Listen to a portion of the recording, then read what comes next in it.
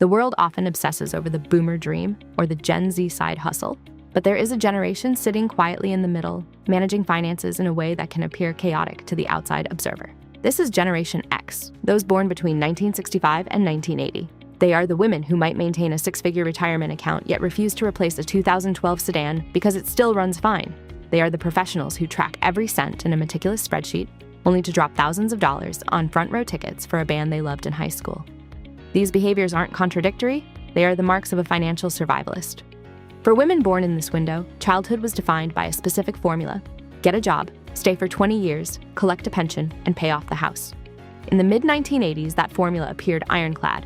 It promised safety. But everything changed in 2008. As they entered their 30s and early 40s, the prime of their earning years, they watched the floor fall out. They saw home equity vanish and secure pensions evaporate. That moment of betrayal taught them that the economic system isn't a safety net. It's a tightrope. This realization forged specific survival traits that define how Gen X women handle money today. The defensive pessimist. Jennifer represents the classic Gen X saver. She maintains a high-yield savings account and a maxed-out 401k, yet she still compares the price of groceries every single week. This is defensive pessimism in action. Jennifer isn't saving because she's optimistic about a golden retirement. She's saving because she's convinced the next disaster is just around the corner. She over-prepares to spite the odds. For Jennifer, a large bank balance isn't for consumption, it's the armor she wears to sleep better at night. The escape artist. Michelle. Then, there is Michelle. She holds a stable corporate position, but spends her evenings managing a rental property or a consulting side gig. This represents the escape tunnel trait. Michelle watched her own mentors get walked out of the office with a cardboard box after decades of loyalty. She promised herself she would never depend on a single source of income. Her side hustle isn't just a hobby, it's an insurance policy. If her primary exit ever closes, she has already built a backdoor. The experienced investor. Lisa. Finally, there is Lisa. She will agonize over the cost of a new sofa, yet she won't blink when booking a 3-week trip to Italy.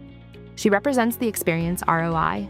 Lisa learned early on that physical stuff can be repossessed and home values can crater. But a memory? The feeling of a live performance?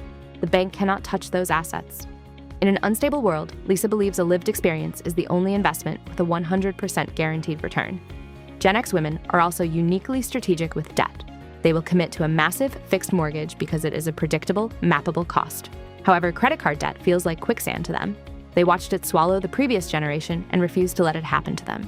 And while they are the generation that literally built the internet, they are the most likely to keep paper records. They don't do this out of tech illiteracy, but out of a memory of when digital promises evaporated. They trust technology to work most of the time, but like Jennifer, Michelle, and Lisa, they trust a physical file to work all of the time.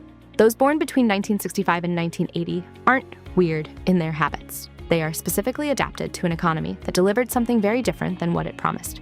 They trust nothing, prepare for everything, and show up regardless. That isn't a midlife crisis, it's a competitive advantage. So here's my challenge to you. Look at your bank statement from the last 30 days. Are you building armor like Jennifer, an escape tunnel like Michelle, or a vault of memories like Lisa? Most of us are a mix of all three, but the one thing we can no longer afford to be is silent. If you want to know about the psychology of Gen X women, then please watch the interesting video shown on your screen now. If this content hit home, share this video with the woman in your life who still has her 1994 concert stubs and a fireproof safe. She needs to know her paranoia is actually her power.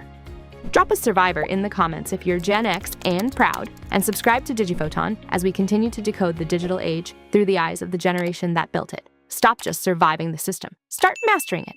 I'll see you in the next one.